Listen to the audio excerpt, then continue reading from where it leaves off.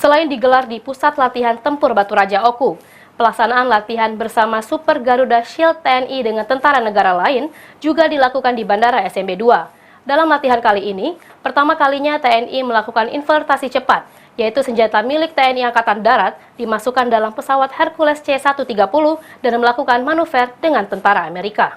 Di sini ya?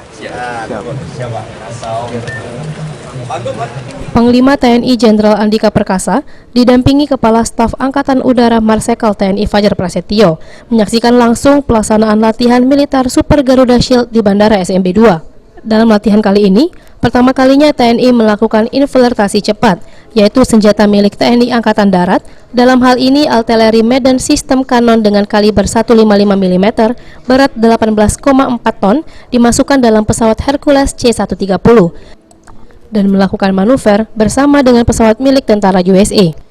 Skenario latihan militer Super Garuda Shield ini di Bandara SMB 2 baru pertama kali dilakukan dan merupakan hasil pembicaraan sejak tahun lalu.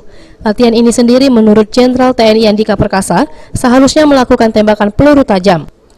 Namun karena belum ada daerah latihan, terutama bandara yang mampu menahan pesawat Hercules yang mengangkat beban cukup berat. Sebenarnya tadi seharusnya adalah melakukan tembakan dengan peluru tajam. Tapi karena memang kita belum punya daerah latihan di mana ada bandara yang mampu ya, karena itu juga dibutuhkan spesifikasi tertentu supaya kuat untuk menahan atau mengakomodasi pendaratan maupun take off pesawat Hercules dengan beban yang cukup. Latihan militer Super Garuda Shield tahun 2022 melibatkan 4.337 personel tentara, baik itu darat, laut, dan udara, dan akan berakhir pada 14 Agustus mendatang. Firman Hidayat, PAL TV.